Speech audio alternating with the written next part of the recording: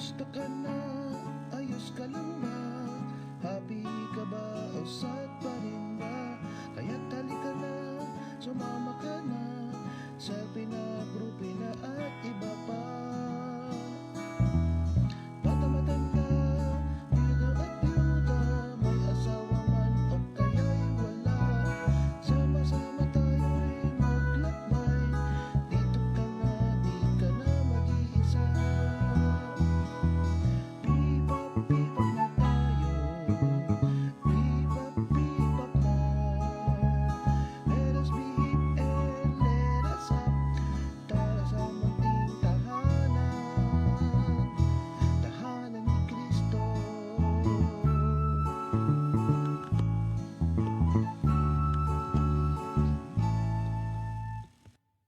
Good afternoon, good evening, and good morning. Yan. Pasensya na kayo, hindi po kami nakapag-P-pop uniform kasi nasa labas po kami ngayon.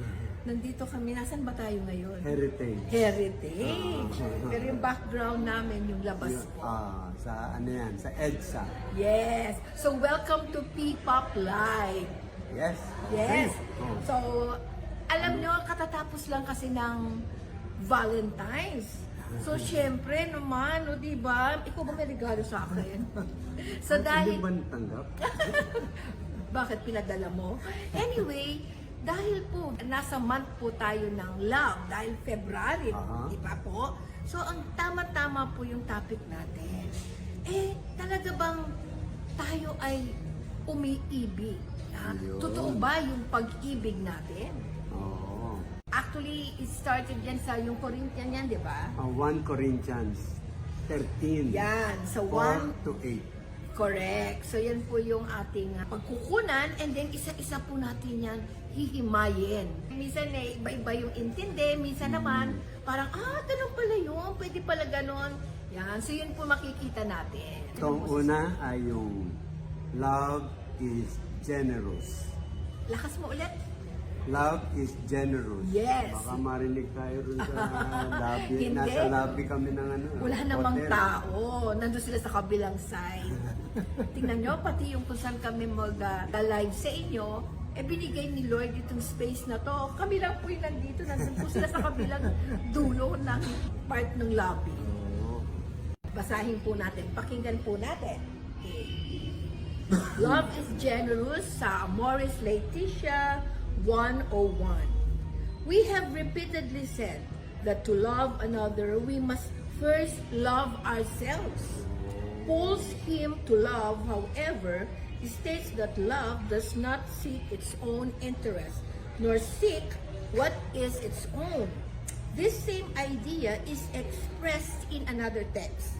Let each of you look not only to his own interest, but also to the interest of others. You can see that in Philippians 2:4. The Bible makes it clear that generously serving others is far more noble than loving ourselves. Loving ourselves is only important as a psychological prerequisite for being able to love others.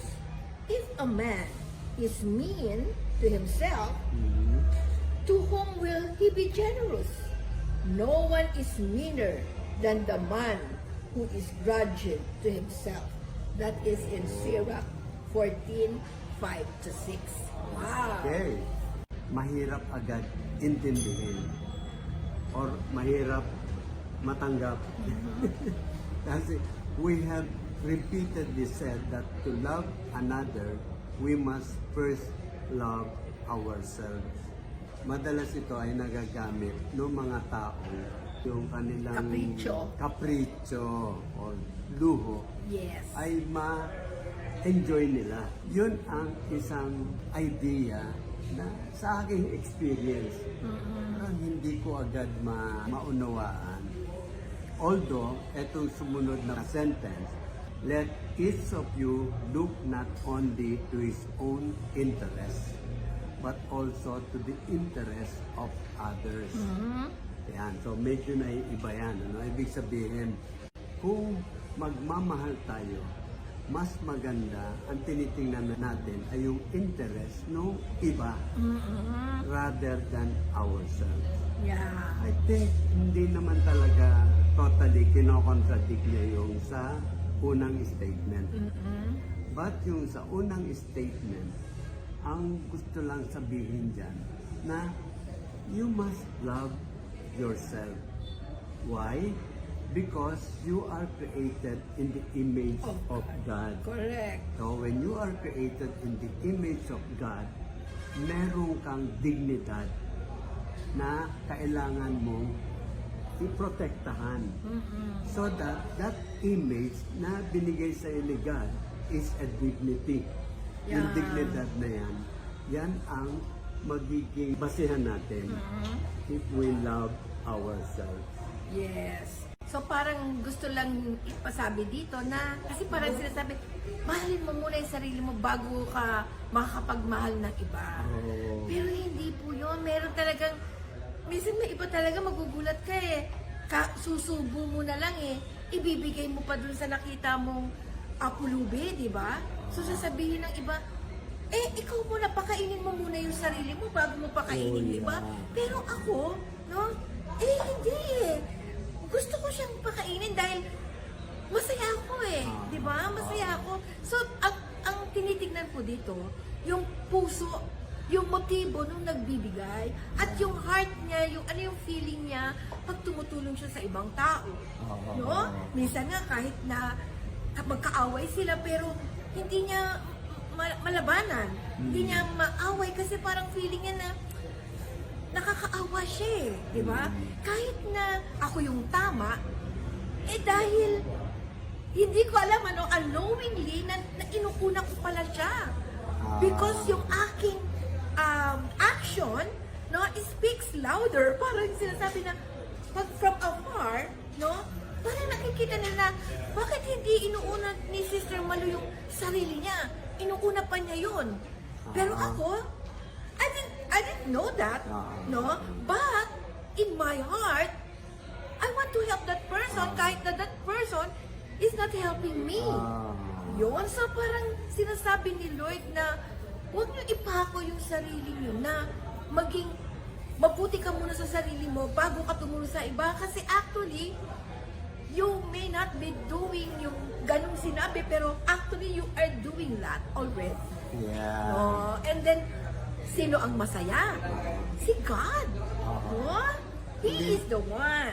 Hindi naman totally kinokontradict yung Yes, unang statement. correct. But ang sinasabi rito, the Bible makes it clear that generously serving others is far more Yes. noble than loving ourselves. Yes. So, ibig sabihin, okay naman that you love yeah, yourself. of course. You love yourself because you are protecting the image that God has Yes. given you.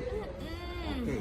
Now, put others more than yourself. Yes. It is more noble. Yeah. At pagka ganun ang ginawa mo, ibig sabihin, hindi naman ibig sabihin mali yung una. But rather, Yeah. mas natutuwa si God dun sa ginawa mo. Kumbaga sa rango sa school valedictorian ka. Pag gano'n. Yung isa salutatorian ka lang. Yeah. Kung halimbawa meron ka nakita na tao na kita mo naman hindi naman niya kilala, stranger siya. Yeah. Pero nakita niya na walang makain. So yung tao na yun, bumili siya ng breakfast niya Yeah. para kainin niya. And yet, ibinigay niya rin sa taong nagugutom. So anong nangyari doon? Inuna Minahal niya. ba niya yung sarili niya? Inuna niya yung pag from afar nga, ang tingin mo at alam mo yung tao yun, gutom din. Parang, bakit inuna niya yun? Dapat ikaw muna kasi, di ba? Mga gano'n. Pero, no, you ask that person how he feels when he is doing that. No, Ang nangyari kasi doon, parang nakikita ko, na-imagine ko, no? Ginawa niya yun because he loves God. yan, No? yes. Dahil sabi ni God, when you love the poor, yung walang makain, you love me. Yes. Sa akin mo pinadama yun. So, ang utos kasi, love God with all Yes. your heart, with all Correct. your strength, everything. Ito pa, ang pinakamaganda. Tingnan nyo, di ba sabi natin, we want to follow the Lord. So when we follow the Lord, di ba, anong ginawa niya? Iba, ano sabi niya? Deny yourself. Yeah. Pick up your cross and follow me. And then, aside pa dun, tingnan niyo si Lord mismo. No? Inuna niya tayo. Pwede siyang wag nang mamatay sa cross. Oh, yeah. Diyos siya eh. Pero, dahil mahal niya tayo, bibili mo yun? He He offered, offered his life. His life for us. Yes, so yun ang sabi. There is no Yes. greater love than that. Yeah. To lay your life for a friend. Yan, totoo. Now, sabi tayo naman, so hindi, sa atin, oo, handa ako. Di ba sa mag-asawa, till death do us part. Oo. Bakit po death ang ginagamit? Kasi yung death, yan yung tapos ka na sa mundo. Oo. Di ba? So parang yan ang hirap pakawalan. Yeah. Kasi lahat ng So, isa lang ang buhay eh. Yeah, at saka ang kagustuhan natin eh, sabi na, uy, ang sarap yung gusto mo na mabuhay, ayaw mo na mamatay kasi nanulure ka na sa mga worldly things. Kaya yan yung mahirap pakawalan. Kaya lagi pag may mga sumpaan na mapag-ibig, laging sinasabi, till death do us part. Tapos si Jesus, nung namatay si Jesus, pinako rin siya sa krus. Oo. Hindi lang basta siya namatay. Alam niyo ba kung gaano kahirap mamatay sa krus? Kasi unti-unti ka, slow death po yun. Unti-unti ka. Kaya nga iba sabi, di ba pagka yung kabayo may sakit, binabaril para hindi na siya mahirapan. Eh si Jesus hindi siya binaril. Unti-unti hanggang sa nawalan siya ng hininga. Para kanino po yun? Para sa pagmamahal sa atin. Oh, yun ang talagang magandang example. Actually, isa pang example sa gospel, yung Samaritan na tinulungan niya yung binugbog ng mga Yan, magnanakaw. tama. Di ba? So, siya talagang inuna niya yung taong nangangailangan. Kaaway pa niya yun, ha? Totoo. Kasi yung Samaritano, kaaway niya ng mga Hudyo noon, eh. Oo. So, tinulungan yun. Now, that is far more greater love na pinakita nung Samaritano. Yan. So, sabi nyo, hindi po yan mahirap. Dahil, ang kailangan lang po natin ay maging willing tayo kay Lord, we want to do this for you. And si Lord po magbibigay ng grasya sa atin para magawa po natin ito. Para mas malinaw para sa atin, when love is generous, that means love is selfless. Yeah. Una ang iba before you. Amen. Okay. Di ba? Yes. So, kung ganon, are we following the law of God, law of Christ? Of We course, it's are. there. Nasa mas mataas na level yon. No? We need to love ourselves, but if we want to bring it up Higher level. higher level, love others more than yourself. Yan. Okay, kaya po natin yan. At magkita-kita tayo lahat sa langit pag nagawa natin yan. Diba? Yan yung promise ni Lord sa atin. So, sige po, we'll see you next Sunday. No? And huwag niyo pong kalimutan bumisita sa kapihan natin. No? Every 9 o'clock dito po sa Mary Apple Christian Parish sa gym. Yan. Kapi-kapi po yan. Masarap po yung kape natin. Libre. Yan. Okay, so hanggang dito na lang po. Pero abangan nyo po lahat po ng klaseng love. Take upin po natin yan. Isa-isa. Okay? So, like and subscribe. And of course, importante is to share this. No? Malay nyo, may masharean kayo na nangangailangan ng mga words no na nasasabi natin dito. So you might be saving a life. Who knows, di ba? So we'll see you again next Sunday here on P-Pop Live.